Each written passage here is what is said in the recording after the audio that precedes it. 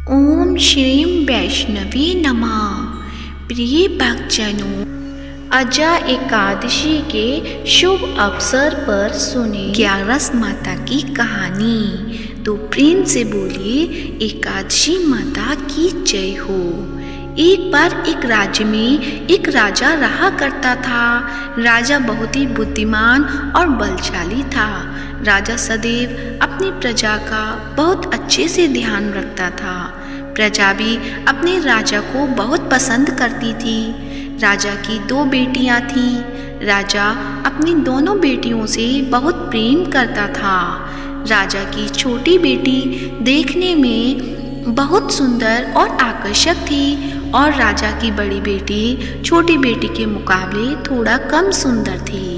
राजा की छोटी बेटी ग्यारस माता की पूजा किया करती थी और सभी लोग राजा की छोटी बेटी से बहुत प्रेम करते थे और बहुत प्रशंसा भी किया करते थे। राजा भी अपनी छोटी बेटी को बड़ी बेटी से अधिक प्रेम करता था, जिस कारण राजा की बड़ी बेटी को अपनी छोटी बहन से बहुत नफरत होने लगी थी।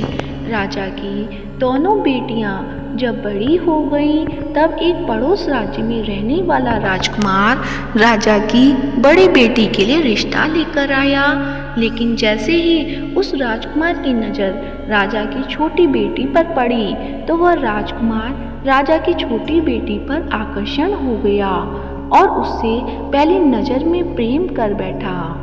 उस राजकुमार ने राजा की बड़ी बेटी के साथ विवाह करने से मना कर दिया और उसने राजा से कहा कि मैं आपकी छोटी बेटी से विवाह करना चाहता हूँ। जिसके बाद राजा की बड़ी बेटी यह देखकर अपनी छोटी बहन से बहुत क्रोधित हो गई और राजा की बड़ी बेटी ने अपनी छोटी बहन को अपना सबसे बड़ा दुश्मन मान लिया। राजा की बड़ी बेटी ने अपनी छोटी बहन से बदला लेने का निर्णय किया, जिसके लिए उसने अपनी छोटी बहन को जान से मारने का निर्णय किया। राजा की बड़ी बेटी ने अपनी छोटी बहन को मारने के लिए सबसे पहले एक लड्डू में जहर मिलाकर अपनी छोटी बहन को दे दिया और उसको लड्डू खाने को कहा। लेकिन लड्डू खाने के बाद भी छोटी बहन को कुछ नहीं हुआ। बड़ी बहन यह देखकर बहुत आश्चर्यचकित हो गई, लेकिन बड़ी बहन ने हार नहीं मानी और उसने जब रात में छोटी बहन अपने कमरे में सो रही थी, तब एक मटके में सांप रखकर उसे मारने के लिए छोड़ दिया। लेकिन सांप भी छोटी बहन का कुछ नहीं कर पाया। जिसके बाद बड़ी बहन ने अपनी छोटी बहन से कहा कि चलो हम लोग कुएं से पानी भरकर लाते हैं। जिसके लिए वह अपनी छोटी बहन को पानी भरने के बहाने कुएं के पास ले गई और उसने अपनी छोटी बहन को कुएं में धक्का दे दिया। लेकिन छोटी बहन को तब भी कुछ नहीं हुआ, क्योंकि हर बार ग्यारस माता उसकी रक्षा कर रही थी और उधर बड़ी बहन अपने सारे प्रयासों के बाद असफल हो रही थी, जिससे वह बहुत क्रोधित होती जा रही थी। फिर उसने अपनी छोटी बहन के पास जाकर उससे खुद ही पूछ लिया कि मेरी छोटी बहन, तुमको पता है भगवान ने सबकी मृत्यु एक निश्चित समय पर लिखी हुई है और कैसे तुम्हारी मृत्यु होगी, क्या यह तुम जानती हो? तब छोटी बहन ने अपनी बहन को बताया कि हाँ, मैं जानती हूँ मेरी मृत्यु कैसे होगी। छोटी बहन से यह सुनकर बड़ी बहन मन ही मन बहुत प्रसन्न होने लगी और उसने अपनी छोटी बहन से कहा, तुम मुझे अपनी मृत्यु का राज बताओ। छोटी बहन ने अपनी बड़ी बहन से कहा कि मेरी मृत्यु तो एक तोते में है। जो तोते के गले में एक हार है, उससे मेरी मृत्यु होगी। जब तक कोई भी व्यक्ति तोते को मारकर वह हार अपने गले में पहनेगा तो मैं मूर्छित हो जाऊंगी और जैसे ही उस हार को अपने गले से उतारेगा तो मैं वापस जीवित हो जाऊंगी। अपनी छोटी बहन की मृत्यु का राज जानकर बड़ी बहन बहुत ही खुश हुई और उसने अपनी छोटी बहन को मारने के लिए उसके पालतू तोते को ढूंढना शुरू कर दिया और छोटी बहन को इस बात का आभास हो गया था कि कोई उसकी जान लेना चाहता है, जिसके लिए वह अपने पिताजी के पास गई और उसने अपने पिताजी से कहा कि पिताजी, मेरी मृत्यु के बाद आप मुझे जलाइएगा मत, बल्कि आप मुझे अपनी पुरानी वाली हवेली में एक पलंग पर लिटाकर छोड़ दीजिएगा। अपनी छोटी लड़की की यह बात सुनकर राजा बहुत ही आश्चर्यचकित हो गए। राजा ने अपनी छोटी बेटी से पूछा, बेटी, तुम यह क्या कह रही हो? तब राजा की छोटी बहन ने बताया, पिताजी, समय किसी के लिए नहीं रुका है। कब क्या हो जाए किसी को कुछ पता नहीं है। और फिर राजा ने अपनी छोटी बेटी से कहा कि तुम ऐसी बातें क्यों कर रही हो? 2-3 दिन में तो तुम्हारा विवाह है। लेकिन छोटी बेटी ने अपने पिताजी को ऐसा करने पर मजबूर कर दिया और उनसे वचन ले लिया। राजा ने भी अपनी छोटी बेटी की बात स्वीकार कर ली और 2-3 दिनों के बाद जब शादी का समय आया तब राजकुमार बारात लेकर राजा के घर आया और राजकुमार और राजा की छोटी बेटी का विवाह शुरू हो गया। जैसे ही राजा की छोटी बेटी राजकुमार के साथ फेरे लेना शुरू करती है तो उसकी बड़ी बहन अपनी छोटी बहन के कमरे में जाकर उसके तोते को पकड़ लेती है और उसको जान से मार देती है। तोते की गले में जो हार था उसको अपने गले में धारण कर लेती है। जैसे ही बड़ी बहन उस हार को अपने गले में धारण करती है तो उधर छोटी बहन 3.5 फेरे ले पाती है और वहीं पर बेहोश होकर गिर जाती है। जिसके बाद राजा ने बड़े बड़े दर्द हकीमों को बुलवाया और अपनी छोटी बेटी का इलाज करने के लिए कहा। राजा की बात सुनकर वैद्य ने छोटी बेटी को जब चेक किया तो राजा ने को बताया कि छोटी बेटी ना तो जीवित है और ना ही मरी हुई है। यह मैं ऐसा पहली बार देख रहा हूँ। राजा ने वैद्य और हकीम को यह बात बाहर बताने से मना कर दिया और उनको कहा कि अगर तुमने यह बात किसी को बताई तो हम तुम्हें फांसी दे देंगे। राजा ने अपनी छोटी बेटी को पुराने महल में ले जाकर पलंग पर लिटा दिया और वहाँ पर कुछ सैनिकों को तैनात कर दिया। वापस अपने महल पर आ गया। राजा की बड़ी बेटी अपने पिताजी के पास आई और कहने लगी, पिताजी, अगर यह शादी संपन्न नहीं हुई तो आपकी इज्जत का क्या होगा? आप कहें तो मैं आपकी इज्जत बचाने के लिए राजकुमार से शादी करने के लिए तैयार हूँ। जिसके बाद राजा ने अपनी बड़ी बेटी की बात मान ली और राजा ने बड़ी बेटी को छोटी बेटी के कपड़े पहनाकर मंडप पर भेज दिया। लेकिन राजकुमार यह जान गया कि राजा की छोटी बेटी नहीं है बल्कि यह राजा की बड़ी बेटी है।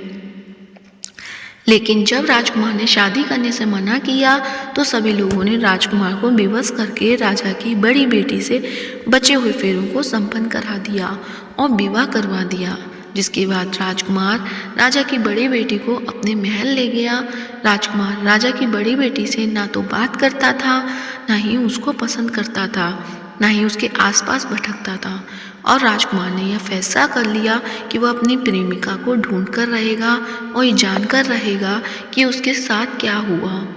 एक दिन राजकुमार अपने घोड़े पर सवार होकर राजा के पुराने महल के पास पहुंच गया, जहां पर उसने कुछ सैनिकों को देखा। महल के पास जाकर पहुंचकर राजकुमार जब महल को ध्यान से देखा तो वह समझ गया कि यह तो हमारे ससुर जी का महल है। तब राजकुमार ने सैनिकों से पूछा कि तुम लोग यहाँ क्या कर रहे हो? इस महल के अंदर उस पलंग पर कौन लेटा है? जिसके बाद सैनिकों ने बताया कि यहाँ पर राजा की छोटी बेटी लेटी है। यह सुनकर राजकुमार बहुत प्रसन्न हो गया और वह तुरंत अपनी प्रेमिका के पास पहुंच गया और उसकी सेवा करने लगा। जैसे ही रात हुई तो राजा की छोटी बेटी उठकर खड़ी हो गई। राजकुमार यह देखकर बहुत खुश हो गया और उसने अपनी प्रेमिका से पूछा कि तुम यहाँ क्या कर रही हो? तुम मेरे साथ मेरे घर चलो। राजा की छोटी बेटी ने राजकुमार को सारी बातें बता दी कि मेरी जान एक तोते में बसी थी और मैंने यह बात सिर्फ अपनी बड़ी बहन को बताई थी और मुझे पता है कि उसने ही मुझे मारने का प्रयास किया है। उसके पास एक हार है जिसको वह सुबह पहन लेती है और रात को उतार देती है। जब तक वह हार को पहनकर रहती है तब तक मैं मूर्छित रहती हूँ, और जैसे ही वह हार को उतार देती है तो मैं जीवित हो जाती हूँ। और जब तक मेरी बड़ी बहन के पास वह हार है तब तक मैं ऐसे ही जीवित और मूर्छित होती रहूँगी। अगर मेरी बहन के पास जो हार वह मेरे हाथ में लग जाए तो मैं हमेशा के लिए जीवित हो जाऊँगी। राजकुमार की ये बात सुनकर राजा की छोटी बेटी के पास रहने का निर्णय ले लिया, और उसने अपने बचे हुए सारे फेरे उस पलंग की लेटी राजकुमारी की छोटी बेटी के साथ ले लिए और अपना विवाह पूर्ण कर लिया और वहीं पर ही रहने लगा। देखते ही देखते कुछ समय में राजा की छोटी बेटी और राजकुमार की पत्नी पेट से हो गई। एक दिन राजकुमार को किसी काम से बाहर जाना पड़ा। तब छोटी बहन के पेट में बहुत तेज दर्द होने लगा, जिसके बाद ग्यारस माता का आह्वान किया। जिसके बाद वहाँ पर ग्यारस माता प्रकट हुई और उन्होंने अपने भक्त के दर्द को दूर किया और एक पुत्र की प्राप्ति करवाई। और वहीं पर अचानक से राजकुमार भी आ गया। राजकुमार ने ग्यारस माता को देखा तो वह आश्चर्यचकित हो गया और उसने तुरंत माता को प्रणाम किया।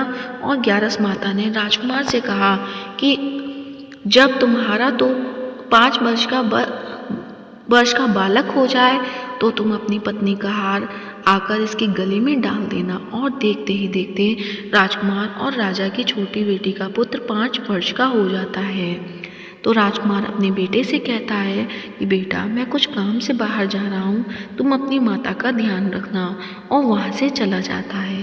राजा को बाहर निकलता देख बड़ी बहन के सैनिक देख लेते हैं और बड़ी बहन को जाकर सारी बातें बता देते हैं। जिसके बाद बड़ी बहन अपनी छोटी बहन के पुत्र को वहाँ से उठवा लेती है और उसको मरवा देती है। छोटी बेटी के पुत्र के 2 टुकड़े करवा देती है। पहला टुकड़ा चक्की के पास छिपा देती है और दूसरा टुकड़ा अपनी पलंग के नीचे रख लेती है। अब ग्यारस माता भिखारी का रूप लेकर आती हैं। एक भिखारी का रूप रखकर बड़ी बहन के पास चली आती हैं। जिसके बाद वहाँ पर भिक्षा मांगने लगती हैं। बड़ी बहन अपने नौकर से कहती है कि जाकर भिक्षा दे दो, लेकिन जैसे ही नौकर ग्यारस माता को भिक्षा देने के लिए आते हैं तो माता उन्हें मना कर देती हैं और कहती हैं तुम्हारी महारानी से ही भिक्षा लूँगी। इसके बाद बड़ी बहन स्वयं ही भिक्षा देने के लिए माता के पास आती है। तब माता एक बिल्ली का रूप लेकर उसके कमरे में चली जाती हैं और वहाँ पर छोटी बेटी के पुत्र के 2 टुकड़ों को आपस में जोड़ देती हैं और उसे जीवित कर देती हैं और फिर वहाँ से चली जाती हैं। राजकुमार अपने बेटे को लेकर अपनी पत्नी के पास जाता है और उसे कहता है कि तुम इसका ध्यान रखना। अगर तुम इस बच्चे का अच्छे से ध्यान रखोगी तो मैं तुमसे बात करूँगा।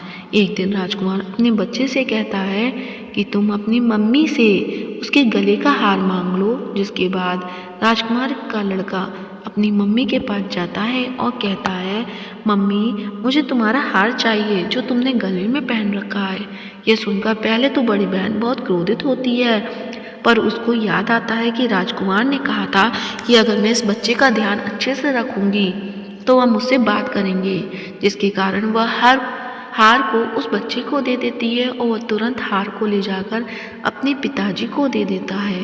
तभी राजकुमार अपनी बेटी को लेकर वहाँ से जाने लगता है और अपनी पत्नी से कहता है कि तुम हमारे लिए खाना बनाकर रखना, मैं शाम को आकर तुम्हारे साथ खाऊंगा।